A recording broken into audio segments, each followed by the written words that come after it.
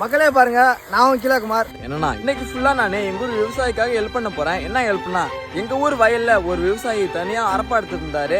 ஏன் தாத்தா நீங்க தனியா அரப்பா இருக்கிறீங்க, மிஷினை வச்சு அரப்பா எடுத்தா தாத்தா நான் கேட்டேன். தாத்தா அதுக்கு சொன்னாரு, இல்ல தம்பி மிஷினை வச்சு அரப்பா எடுத்தா அதிகமா காசு கேட்கறாங்க, அது இல்லாம அரப்பா இருக்கிறதுக்கு ஆளும் வர மாட்டாங்க கூலிக்கு வேலை செய்யறதுக்கு, அதனாலதான் நானே தனியா அரப்பா இருக்கிறேன் அப்படின்னு சொன்னாங்க. என்னடா இது, அந்த தாத்தா மட்டும் தனியா அரப்பா இருக்காரு, நம்மளும் தாத்தாக்கு ஏதாவது உதவி செய்யணும் தான் நானும் இன்னைக்கு என் தாத்தா கூட சேர்ந்து அவங்க வயல அரப்பா எடுத்தேன். மக்களே நீங்க வந்து கேட்கலாம், என்ன ப்ரோ நீங்க ஜெல்லிமணி தானே ஏற்றுவீங்க பில்டிங்ல, இப்ப என்ன ப்ரோ விவசாயம் எல்லாம் செய்யற அதெல்லாம் உனக்கு தெரியுமா ப்ரோ அப்படின்னு கேட்டீங்கன்னா, அதெல்லாம் எல்லாமே தெரியும் மக்களே. ஏன்னா வந்து நானும் ஒரு விவசாயி தான், அதுக்காக தான் சொல்றேன் மக்களே. அது இல்லாம விவசாயி இல்லைன்னா நம்மளாம் இருக்கவே முடியாது. ஏன்னு சொல்லிட்டு பாத்தீங்கன்னா, ஒரு விவசாயி அவங்க வயல்ல ஏர் ஓட்டி விரைச்சி நெல்லை வளர வச்சு அதுக்கப்புறம் அந்த நெல்லை அறுத்து தான் நமக்கு அரிசியா தராங்க விவசாயி.